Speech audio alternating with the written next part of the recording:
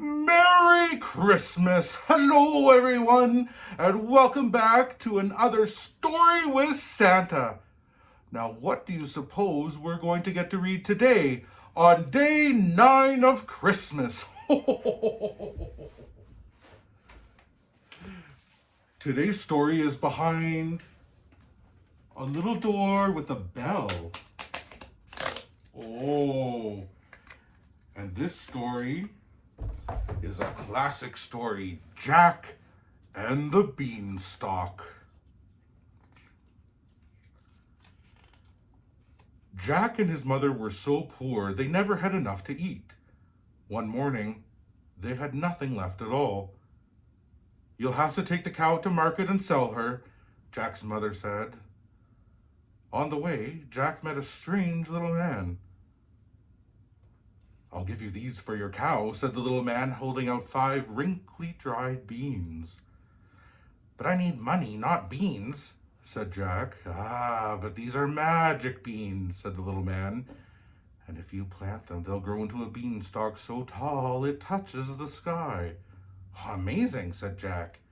He gave his cow to the little man, took the beans, and ran off home. But when he got home, he was in trouble. Big trouble.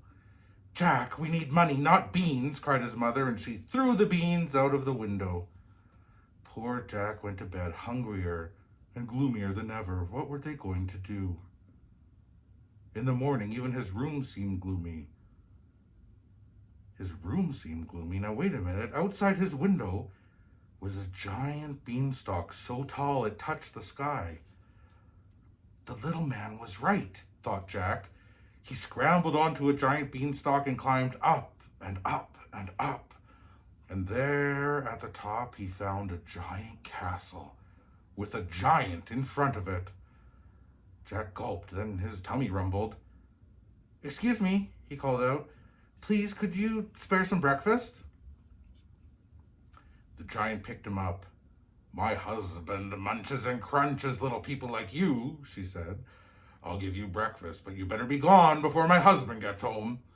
She whisked Jack inside and set him down to an enormous crusty loaf of bread. Breakfast had never tasted so good. But then, stomp, stomp, stomp. "Quickly, hide in here." The giant stuffed Jack into a pot just as her husband strode into the kitchen. "Fee, fi, fo, fum. I smell the blood of an Englishman. Be he alive or be he dead, I'll grind his bones to make my bread." "Where is he?" demanded the giant's husband. "You're imagining things," she replied. "Eat up your breakfast while I bring you hen." She returned with the hen and put it on the table. "Lay," commanded the giant. The bird laid a gleaming golden egg. With a grunt, the giant closed his eyes and began to snore, and his wife lifted Jack out of the pot.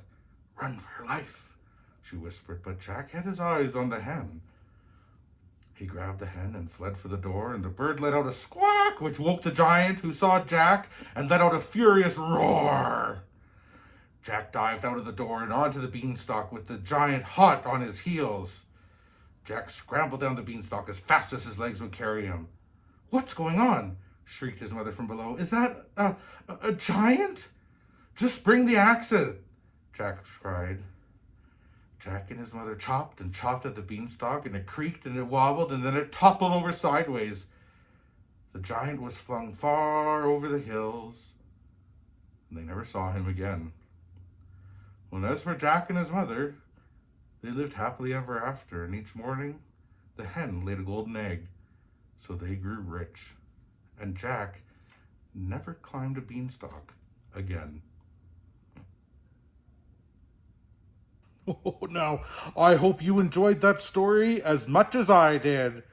Join me again tomorrow for the next day of Christmas and another Story with Santa.